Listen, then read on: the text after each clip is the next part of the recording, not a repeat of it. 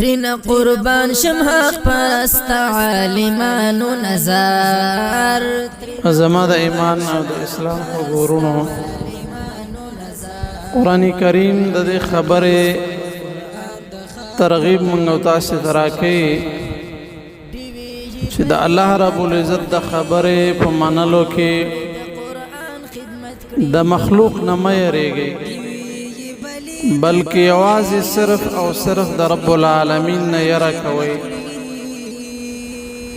څوک چې د خلکو د خوښۍ د پاره د خلکو د خوشالولو د پاره د الله رب العزت حکم پرېږدي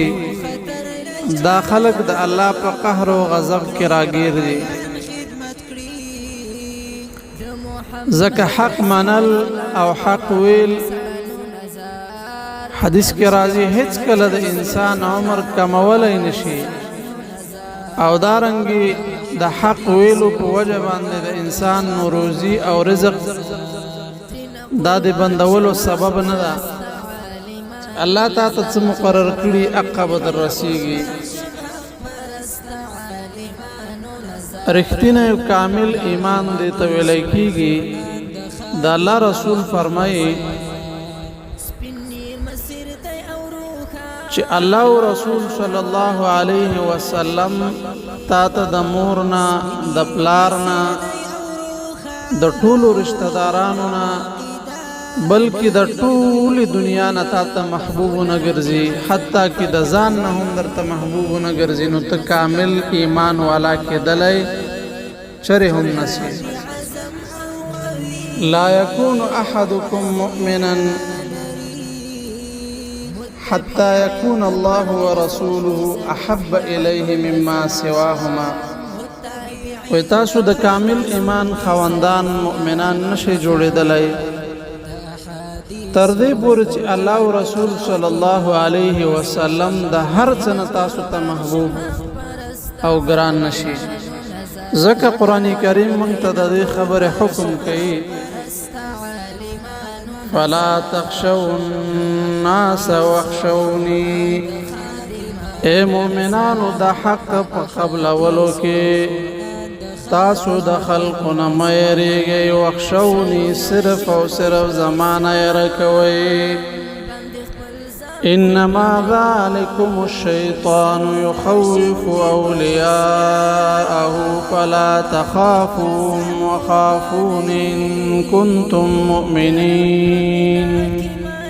الله فرمای دا شیطان د تاسو یری د خپل دوستانو څخه لا فرمای دا غوی نه موریږي صرف زمانه ویری کتا سو مؤمنان یاستئ نو اے مؤمنه د خلقو د خبرو د وجنه د قران او د سنت حکمونو نه تختم کوي محمد رسول الله صلی الله علیه وسلم فرمای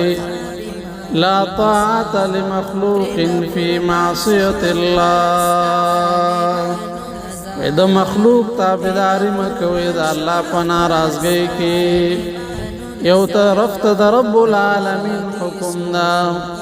بل طرف ته د رشتہ دارو خفغان دا د کلی خفغان او د رنگ د مشر خفغان دا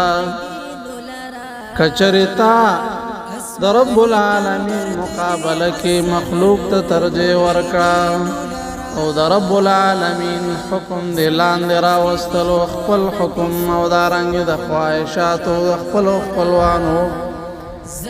رائے دی ور باندې غالب کړه نو رب العالمین سره د شرکونه کې بلکې هغه نه دی مو چت وګڼلو ځکه محمد رسول الله فرمایي چې د الله د رضا د خلقو د ناراضګۍ په قیمت واړي یعنی څوک چې رب العالمین راضي کی خو مخلوق خفه کی د رب العالمین په مقابل کې الله به پر راضي شي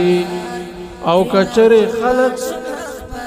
او کچره داسې عمل درنه صادر شو چې د خلقو رضا ته ترجیح ورکړه د رب العالمین په ناراضګۍ باندې